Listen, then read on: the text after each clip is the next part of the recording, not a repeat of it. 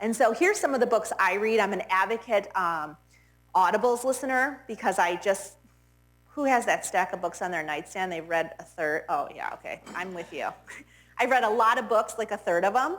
Audibles I listen to in the grocery store, I listen to like when I'm walking or even at the airport. And so these are some of my favorite I've read. I've talked to a couple of you about The Soul of Money.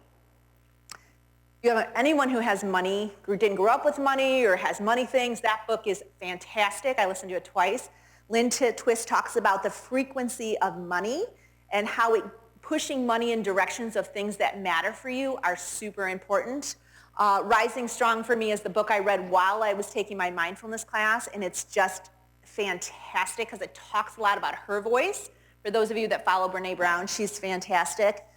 For Dan Harris, I did put a man in there, So Dan Harris has a great story about his mindfulness journey, and then some of the others. I love Gabrielle Bernstein.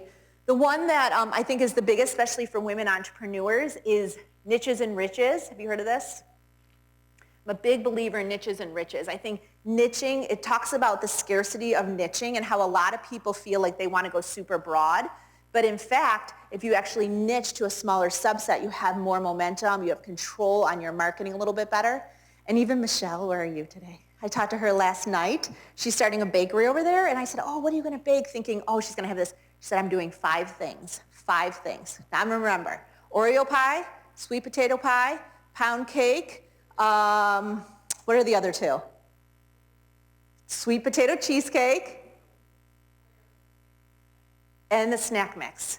That's her bakery. That's where she's starting. She's going to have a lot more momentum with 5 things rather than 25 things. So if you're starting a business, knowing your niche is really important, and that book is fantastic. And the one I just finished before the one I'm reading now, Melinda's book, is Dark Horse. And it's really about the journey of taking a path that's unpaved, because society often makes us feel that we have to check every box and do all these steps. And that's not always necessarily the case. In fact, oftentimes when I talk to women, they're like, well, I have to get another degree, or I have to get that certification. I'm always like, well, do you have to? Can't you just start down that path? Do you need someone else to tell you you're good at it, or can you just go forward yourself? Well, share one thing you do to stay inspired. One thing you do.